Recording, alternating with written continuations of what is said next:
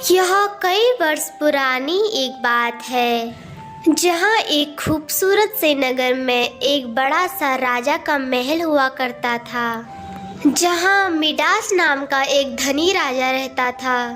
राजा की एक पत्नी और एक बेटी थी। राजा मिडास बहुत ही लालची था। राजा के पास बहुत सारा सोने और सोने के सिक्के थे, जिससे कि वह सारा दिन सोने के सिक्कों को गिनने में लगाता था, मानो जिसमें कि वह नहाना चाहता हो।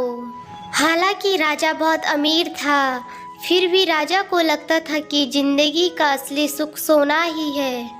एक दिन की बात है, राजा अपने छत पर गए और कहने लगे, हे भगवान, काश मेरे पास कोई जादुई शक्ति हो, जिससे कि मैं जो भी वस्तु छूऊं वह सोने में बदल जाए। राजा के इतने कहते ही वहां भगवान प्रकट हो गए और राजा से कहा, मैं तुम्हारी मनोकामना पूर्ण करता हूँ। तुम जिस भी वस्तु को छूओगे वह सोने की हो जाएगी। इतना सुनते ही राजा बहुत ही खुश हुआ।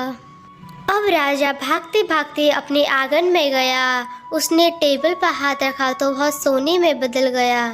सूंघने के लिए राजा ने गुलाब पकड़ा तो गुलाब भी सोने में बदल गया। धीरे धीरे करके घर के सारे बर्तन सोने में बदल गए।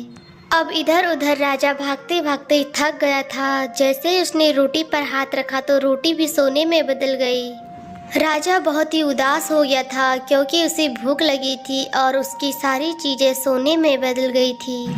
उदास होकर जैसे ही राजा ने अपना हाथ अपने घर पर रखा तो उसका पूरा घर सोने का हो गया। राजा अब रोने लगा। वो कहने लगा, हे भगवान, ये मेरे साथ क्या हो गया। यह सब सुनकर उसकी बेटी उसके पास आई। हताश होकर राजा ने अपनी छोटी सी बेटी को गले लगाया तो वह भी सोने की एक मूर्ति बन गई। राजा यह सब देखकर फूट फूट कर रोने लगा। वह निराश और भयभीत हो गया और भगवान को पुकारने लगा और कहा, भगवान जी, कृपया करके आप मुझसे यह श्राप वापस ले लें। मुझे नहीं चाहिए सोना।